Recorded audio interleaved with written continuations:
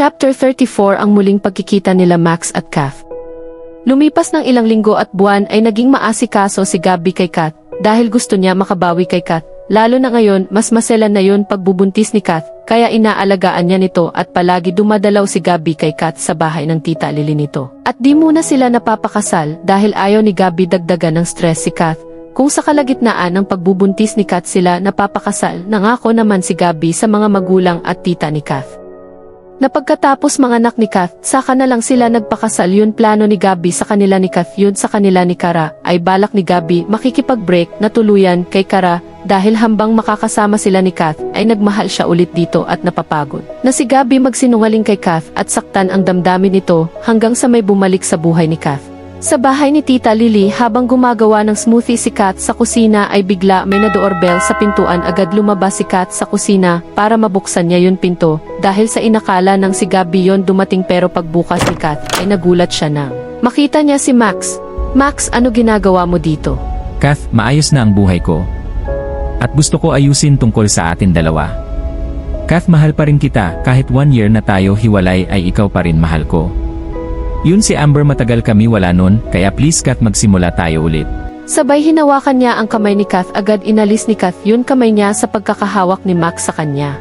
I'm sorry Max, pero it's too late. What do you mean, Kath? Binuksan pa ni Kath yun pinto para ipakita niya kay Max yun baby bump niya at nagulat si Max nang makita nito ang baby bump ni Kath. Buntis ka? Oo Max, 4 months na. Sino naman yun maswerte lalaki na buntis sa'yo? Si Gabby. Nagulat si Max sa sinabi ni Kath sa kanya nang malaman ni Max yun kuya Gabby niya nakabuntis kay Kath. Ay nagalit siya sa kuya niya at tama ang hinala niya na buhay pa si Angela noon ay nagkabalikan sila Gabby at Kath at pagkatapos mamatay ni Angela ay binuntis na ni Gabby si Kath. Ang pakiramdam ni Max na pedeho siya nila Gabby at Kath. Sa kabila banda sa bahay ni Kara habang nagsisiping sila Gabby at Kara at sa kalagitnaan ng kanila pagtatalik ay bigla napatigil si Gabby at tumayo siya sa pagkakapatong kay Kara, tapos umupo si Gabby at habang si Kara ay nagtataka kung bakit umalis si Gabby sa pakakapatong nito sa kanya, tapos agad bumangon si Kara at lumapit siya kay Gabby at yumakap siya sa likod nito. Be, bakit ka tumigil? Bitin pa ako.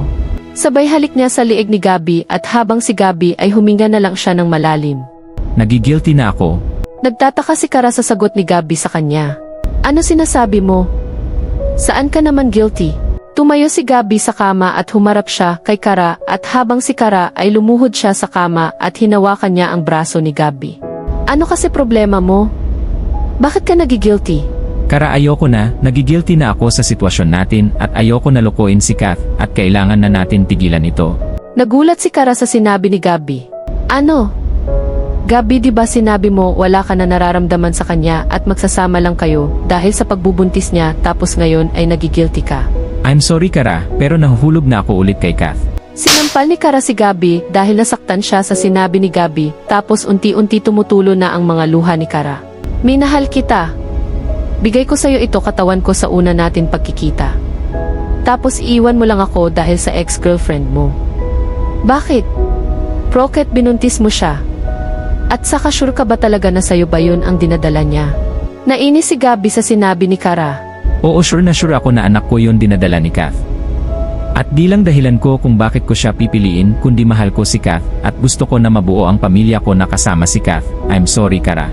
Tapos nabihis na siya at habang nagbibihis si Gabby ay sinubukan ni Kara na yakapin si Gabby sa likod nito, pero todo iwas si Gabby kay Kara.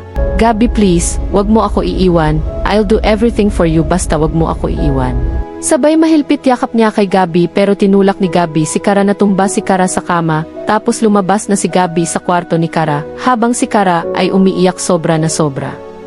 Lumipas ng ilang oras pumunta si Max sa bar para uminom ng beer at napapalasing dahil hindi niya matanggap na pendeho siya ng kuya Gabby at inagaw nito ang pinakaminamahal niya ng si Kath. Kaya malalagot si Gabby sa kanya at nakakalimutin niya bilang nakakatanda kapatid niya si Gabby. At habang umiinom si Max ng beer ay nakita niya ang isang babae sa dulo ng bar counter na umiiyak. Agad linapitan ni Max yun babae dahil kailangan niya ng parausan ngayon gabi.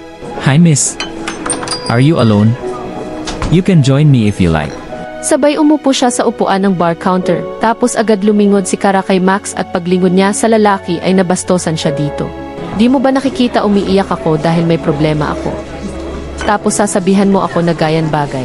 I'm sorry miss, gusto ko lang kausapin ka dahil kanina ka pa umiiyak. Anyway, Maximo Santos. Santos? Kano-ano mo si Gabriel Santos? Hayop na yon. Kapatid ko siya sa ama. Bakit? Kilala mo ba ang kapatid ko? Oo, boyfriend, ex ko siya. Hayop na yon, pagkatapos niya pinasawahan ito katawan ko ay iwanan niya ako basta-basta lang dahil sa ex-girlfriend niya. Sabay inom ng beer at habang si Max ay may naisip siya kung papaano siya makaganti sa Kuya Gabi niya. Gusto mo ba nagantihan si Gabi? Pwede kita tulungan kung gusto mo. Paano? Di ba kapatid mo siya tapos gusto mo ako na tulungan makaganti sa kanya? Oo, kapatid ko siya, pero may kasalanan si Gabi sa akin dahil inagaw niya si Kat sa akin at binuntis niya ang babae mahal ko, kaya gusto ko gantihan na hayop yon. Ano? Okay ba sa'yo plano ko? Okay, Max. Kinabukasan pumunta si Gabi sa bahay ni Tita Lily para dalawin si Kat at sasabihin niya na tunay nararamdaman niya para dito. Sa bahay ni Tita Lily habang kwentuhan ang magtita sa sala ay bigla may na-doorbell sa pintuan. Agad tumayo si Tita Lily sa sofa at binuksan niya ang pinto. Tapos pagbukas niya ay nakita niya agad si Gabi may dala ng pepper bag nilalaman ng pagkain. Nanggaling sa restaurant niya para kay Kath. Good afternoon, Sir Gabi. Good afternoon din po Tita Lily, si Kat po. Na doon sa sala, akin na yan pepper bag para di ka na mapagod. Sige po tita. Sabay bigay niya kay Tita Lily yun pepper bag at pumasok na siya sa sala. Pagpasok ni Gabi sa sala ay nakita niya si Kat nakaupo sa sofa at nagbabasa nito ng pregnancy book at pinagmamasdan muna ni Gabi si Kat at nag-realize ni Gabi na babae ito, minahal niya lubos at nagbibigay sa kanya ng pag-asa na gumaling at nakakalakad siya ulit at ang babae ito ang one great love niya talaga, kaya sigurado na si Gabi na hindi na niya papakawalan ulit si Kat. Tapos habang nakatingin si Gabi kay Kat ay bigla lumingon si Kat sa kanya. O Gabi, nandito ka na pala. Agad lumapit si Gabi kay Kath at umupo siya sa sofa sa katabi ni Kath. Sorry, di ako dumalaw sa'yo kahapon dahil marami ako inaayos sa restaurant. Okay lang, naiintindihan kita, alam ko naman mahirap na patakbo ng marami restaurant. Kath, may sasabihin ako sa'yo, gusto ko malaman mo na mahal pa rin kita. Oo, alam ko marami tayo pinagdaanan noon, pero gusto ko malaman kung may pag-asa pa rin ba ako dyan sa puso mo. Sabay hinawakan niya ang dalawa kamay ni Kath.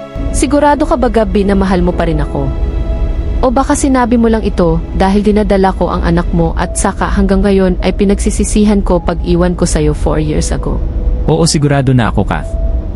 Di lang dahil sa may anak tayo kundi dahil mahal kita at saka pinatawad na kita sa ginawa mo 4 years ago at gusto ko mabuo yun, magiging pamilya natin na kasama ka. Kath, I love you. I love you too, Gabi. Niyakap ni Gabi si Kath. Tapos nagkahalikan sila at doon na muling simula pagmamahala nila Gabi at Kath. Ano kaya pinaplano nila Max at Kara para makaganti sila kay Gabi? Abangan ang huling 2 kabanata. Kung nagustuhan ang chapter natin ngayong linggo na to, huwag niyo malimutan mag-like at mag-subscribe na sa Miss V. And thanks for watching at meron na rin ako TikTok, please follow niyo naman TikTok ko, nasa baba yung link.